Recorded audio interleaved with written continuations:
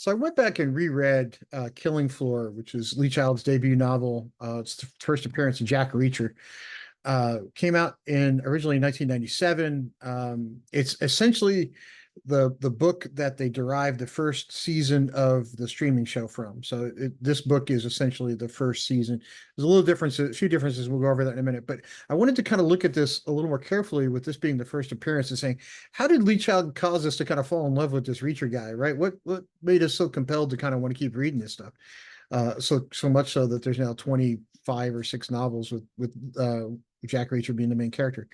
Well, this book is set in a little town called Margrave, a town Lee Child kind of crafted to be the perfect image of what a small town America would be thought to be, right? So it's like we all have this image of what life's like in America, in New York or Boston or Dallas or somewhere. But what's it like in those little bitty towns that are like just a blip on the map? You know, some little town that has like two stoplights in it. This is sort of what he's trying to get us to see, is that life in that town could be idyllic. And he kind of painted this town to be just perfect.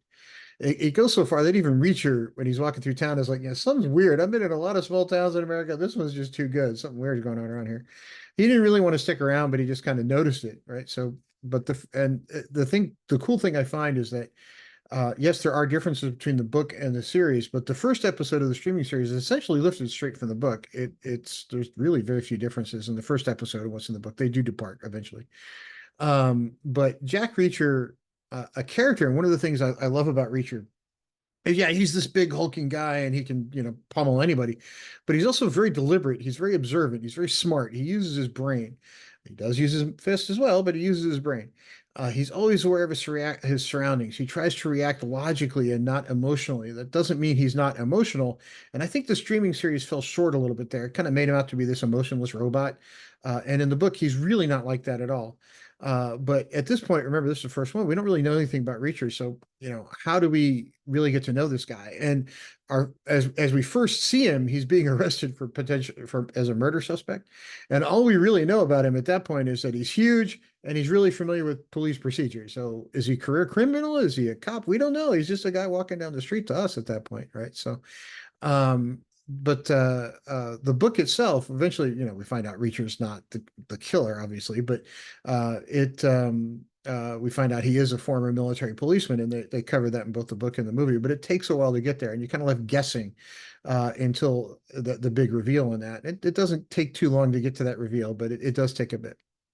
The book overall deals with a huge counterfeiting ring, like the biggest one in history, that was run by an individual instead of a state organization. But and it takes time to point out in the investigation. It takes time to point some things out about a counterfeiting ring, because everybody knows what counterfeiting is. It's really hard to do, and the book explains just how hard it is. But the point is that the reason counterfeiting is bad, well, lots of reasons. One is the U.S. economy is so strong because we are the reserve currency of the world, and that's built on the confidence the rest of the world has in our currency. And should that confidence go to zero, such as we have large counterfeiting rings, our economy is going to take severe damage, because we're not going to be the reserve currency anymore. It's going to go to some other country's dollars or pounds or euros or whatever, rubles. And we're going to take a severe economic hit as a result of that. Now, it also brings up the point that if you truly do want to defeat an enemy in a war, one of the ways you do that is to weaken them economically. And it pointed out that during World War II, we actually had people working at the CIA whose job it was to counterfeit German currency and kind of mess them up economically, because we were trying to beat them in a war. And if you take out their economy, it's bad, because you can't do things like buy materials or pay soldiers or whatever. Well, the Germans were using a lot of slave labor, so you don't have to pay them. So that kind of kept them going. And it didn't have as much effectiveness in World War II as we wanted it to. But doing it today would be a little bit different world. So, it's not World War II anymore. The development of the Reacher character, if you only watch the show, you hear quickly that he grew up all over the world. They kind of cover it fast. He's moving around often as a kid. And when you're in the military, it's the same deal, right? So his dad was military, he was military. And they've got Reacher just kind of moving all over the place. So you're kind of led to believe that it just kind of became habit for him. And this kind of spoke to me. So this part of the Reacher character really kind of spoke to me. Lots of people in our modern world have become isolated or feel isolated. it's become habit for Reacher, and I couldn't help but wonder if that's just how more people are now, right? We feel isolated in a world that's more connected than ever before. We have friends online, but we have friends in real life, right? So Reacher takes a little bit differently. But it does, if you don't have those connections, if you don't have people in your life that are close to you, do you kind of forget how to develop that deep inner emotional connection? And does that isolation not necessarily become habit, but just kind of become all you know, and therefore you kind of don't ever get to develop that? And he does go, Lee Child does go so far as to point out that even personal relationships become transactional in ways. And I think we see more and more of that, in our daily lives now. And Reacher just chose not to transact, right? So he was like, I'm not going to do this stuff. I just want to be by myself and leave me alone.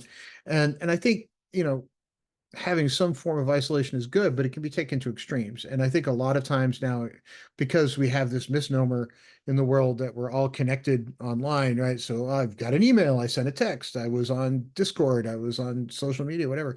That's not really a connection, right? That's not the same as having someone in your life that you're close to. And I think Reacher, in his relationship with the police officer in this one, I think with he did struggle with that. He's like, I kind of feel close to somebody, and he kind of liked that, having that closeness, which he hadn't felt in a great long time. And that wasn't really as apparent in the show as it was in the book. In the book, he went to great lengths to talk about that, and it wasn't in huge detail, but it was enough to kind of get to the point where you could tell Reacher really struggled not having those personal relationships. He really wanted them, but he didn't get to have them just because he was so used to this isolation. And it really does, the book does a much better job of helping us understand Reacher and where that self-isolation comes from. And I kind of felt bad for Reacher that he kind of, that's all he knows. So he doesn't know how to really develop anything close. So it made me kind of feel sad for him. And I think we've got a lot of people in the real world kind of heading that way. Now, in this little town that Reacher comes across, there is a power struggle going on. And Reacher, like I said, is accused of murder. Wasn't him. We do find out that trouble does just sort of seem to follow Reacher everywhere he goes in life. But even as the detective quickly figures out he's innocent, he does have to spend the weekend in jail because the police chief just kind of decided that's where he needed to be. And they tried to put him in there with somebody else who was involved in the counterfeiting ring, this guy named Hubble. And there was, of course, an issue in jail where they tried to kill him. It didn't work out the way they wanted it to. So he got out of prison, and now, Reacher's on the loose, trying to help solve what's going on. There's one thing they did change there's a lot of things they changed in between the show and the book. And many of them, I understood why they changed them, because in the streaming show, it's really hard to get inside Reacher's head like you can inside a book. So they developed these flashback sequences, right? And that helped, I think, kind of understand Reacher a bit, which aren't in the book, right? So those aren't in there. And I understand why they made those changes. And there's a few other things they changed. I kind of get why they did certain things to some level. But one thing I didn't understand was in the show, they made it so that Finley's wife had died, and in the book he was divorced. And I don't understand why they made that change, other than to kind of maybe make us feel sympathy for Finley in some way on the show, but not in the book. I don't know, but they did make that one change. But they did shift some details of the investigation, right? So there were a lot of things in the investigation that started to depart from the show. A lot of them were very similar, but there were some that were different on who kind of solved which problem. And I thought I kind of get it, because on the show, you kind of want to give different characters some development points. You don't want Reacher kind of doing everything. But and there were some other things that weren't just investigatory that were changed. But, I kind of get why they changed a bunch of stuff. Now, the one thing that really did help us kind of get into Reacher more and more, at least in the streaming series, was the Neely character. And Neely's not in the book, right? Neely was a creation for the show. And I think that did kind of help us fill in that backstory on Reacher, which I felt was pretty good. And so I think the streaming series did an excellent job, and I think the book did a better job. But I think as much as you can translate that inner dialogue into screen, I think the streaming series did a pretty good job at it. But the one thing I will say about Reacher that I found truly unique in the book, that's sort of different from our everyday lives, especially in political years like this one, Reacher, as he's doing this investigation, he'll look at a pile of evidence and he'll go, okay, well, this means all that, right? So that's going on. And then something new, some new fact will be brought in, and he'll change his mind. He'll be like, oh, okay, I had it figured out wrong. I need to go over here. And I think we can all learn a little bit from Jack Reacher on that one, because I think a lot of people now kind of make up their mind, and when presented with new evidence, like, yeah, but I said that, therefore that's supposed to be true. Yeah, but new evidence comes in, and sometimes you do need to change your mind. And I think Jack Reacher does a fantastic job of that throughout his investigation. But anyway, um, so uh, towards the end of the book, the back sort of third of it and the streaming series and the book really do depart. Lots of scenes are very similar in nature, but they're different in the book versus the movie. Sort of the way the counterfeiting ring operated was different in the book versus the movie, versus the streaming show. But they're both very enjoyable, both very, very well done. Although if you do have the time, I highly recommend reading this book. The one thing I will point out, and I want to reiterate as sort of a closing point, is that Jack Reacher in the movie is made out to be this sort of emotionless drone. That yes, he uses logic and reason, and sort of coldly so, and that's great. But when he kills people, he doesn't care. Right? He's like, boom, you're dead. Who cares? Move on. Next.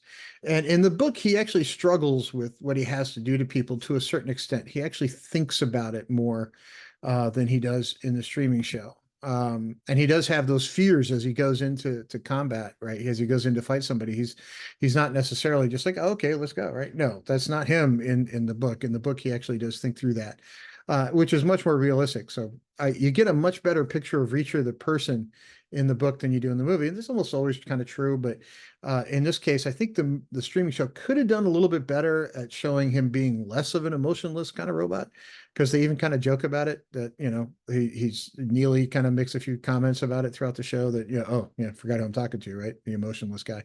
But he's not that way in the book.